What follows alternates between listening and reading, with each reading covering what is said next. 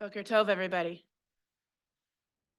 So I want to point out that we have daily reminders of the Exodus story built into our liturgy, right? Every morning we chant the Song of the Sea, Shirat Hayam, and we also have a reminder of the Exodus built into the Friday night Kiddush.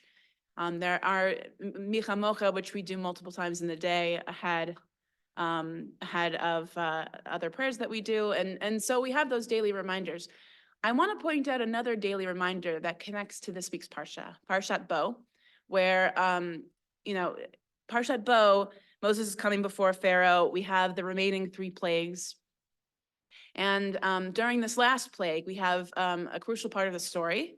We have the Pesach offering and the painting of the blood on the doorposts in order to signify to God, this is a Jewish household. Well, this is an Israelite or a Hebrew household. Jewish didn't exist yet. And to pass over these doors and to keep us safe, right, from the slaying of the firstborn. And I want to point out that we have a daily reminder that is very connected to that, namely mezuzot, right? We have mezuzot on our doorposts and on our gates. And I think this is a direct connection to this week's parsha, to the Pesach offering, the blood on the doorposts. And so the connection I want to draw here is something crucial, because if you think about why we have this, right? Why do we have a signal, a symbol on our doors? Think about what a door represents, right? It's an entryway from one place to another. There is a liminality to a doorway, right? You're in between.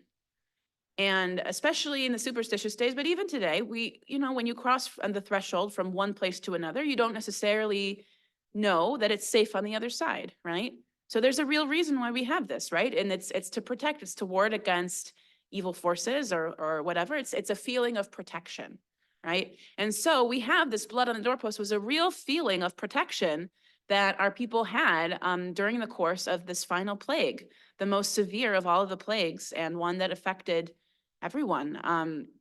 And you have to feel that it would be really poignant to experience that final plague, because everyone would have been affected. The losing of the firstborn, there's a firstborn in every generation, right? So the connection between that and mezuzot, right? So we have the doorposts on the gate, we have the blood on the doorposts on the doorway, right? To signal to God, this is a household that you should pass over. And then we have the mezuzot on our doors, and in the mezuzot are the words of the Shema Ve'ahavta, right? About loving God. And so the connection here is, God brought us forth from slavery into freedom. That redemption, right, is also a liminality. It's also an in-betweenness. And right here in this week's Parsha, that's where we are. We're in between, right?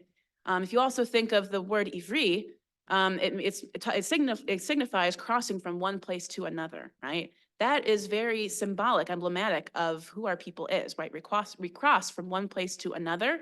We cross a threshold, and we need that feeling of protection. But it also signifies to the outside world, this is who we are, right? I think in times of extreme difficulty and anti-Semitism, some people question, does it still make sense to keep a mezuzah on our doorposts, right? Will we feel safe, right? And I think it's an ultimate symbol of not only our affirmation of the one God, right, who brought us forth from slavery into freedom and redemption, but it's also a powerful symbol for us, right?